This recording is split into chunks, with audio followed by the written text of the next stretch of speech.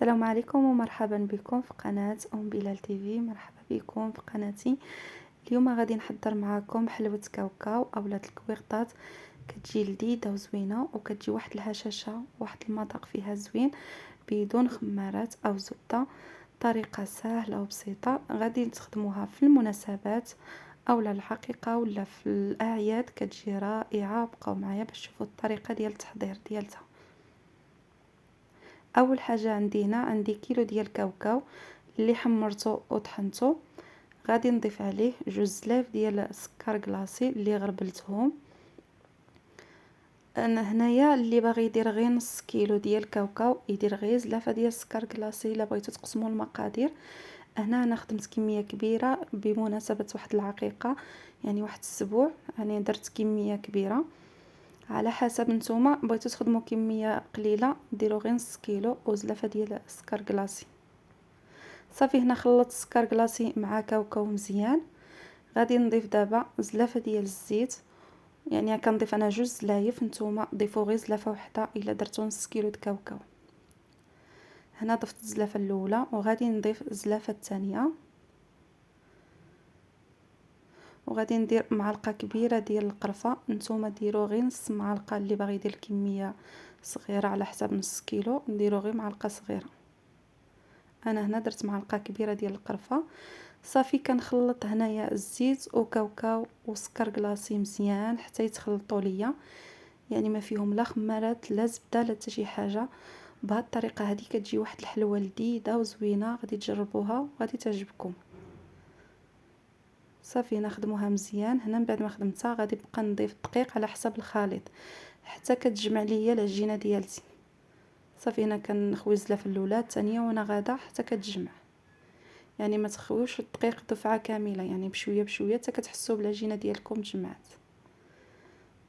صراحه الحلوه سهله ولذيذه، ومني تكونوا كطيبوها خصها طيب على المهل، ما تجهدولهاش الفران.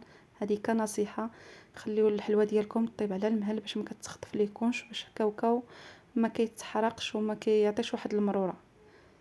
صافي هنا غادي نجمع العجينه ديالتي كامله ونولي معكم.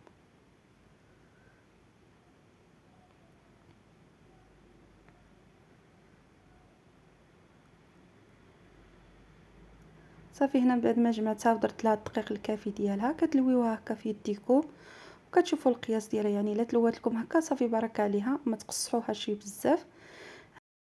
صافي هنا كندير حريبلات صغيورين، يعني ديروا الحريبلات على القياس اللي بغيتو نتوما.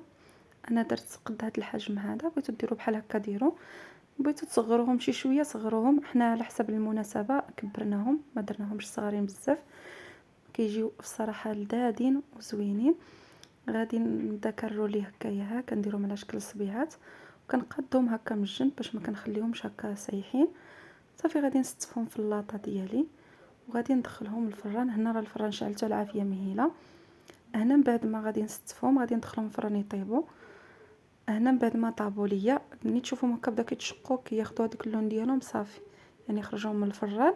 هنا كنخليهم في اللاطه حتى كيبردوا، عاد كنهزهم باش كنفندهم في السكر كلاصي، حيت الا هزيتهم هما سخانين كيتفرتتوا. خليها حتى كتبرد في اللاطه ديالتها، عاد كتهزوهم كتفندوهم في السكر كلاصي. صافي من بعد ما كنسالي بتفنات السكر كلاصي كندوز باش كنديرهم في الكويغطات، حيت هاد الكويغطات كيخليهم محتفظ عليهم، كيجيو زوينين في هاد الكويغطات وكيعطيهم واحد المنظر وكيبقاو ملميين هكا في هاد الكويغطات زوينين. هكا كنطويهم، يعني كنطوي الراس ديالتها وكنلوي. صافي وكنلويهم هكا من الجناب بحال اللي كديروا بحال شي هكا تلويات صغارين بحال شكل الفنيده. صافي وكتحطوهم. انا ندير معكم واحده اخرى باش تشوفوا. صافي هنا كنزيرها مزيان. غادي نهز واحده اخرى كنطوي الجنب في الاول هكا عليها من الفوق وكنلوي، وهذاك الراس الفوقاني كنطويه عاد كنضيف عليه باش ما كيبقاش باين. كتجي الفنيده مجموعه، يعني كتجي ديك الحلوه ديالنا بحال شكل الفنيده، يعني مجموعه ما كيبقاش هذاك الكاريط خارج. صافي كتستمروا هكا حتى كتساليوها كلها كتلويوها، وفهاد الكاريط هكا كتبقى مجموعه وما كتفرتش. يعني هي راه فتيتيه بزاف، الا هزيتوها وبقات هكا في البواطه يعني كتفرتت، يعني فتيه بزاف بكاوكاو. صافي هكا في الكويغطات كتبقى محتفظه عليها. غادي نلميهم هكا كاملين وغادي نحطهم في شي بواطه باش غادي نحتفظ بهم هكايا كيبقاو مجموعين. صافي كتستفيهم هكا في البواطه وكتشدي عليهم كتحتفظي بهم كيبقاو مده طويله ما كتوقع عليهم حتى شي حاجه هكايا كتستفوا شي على شي ما كتخافوش منها.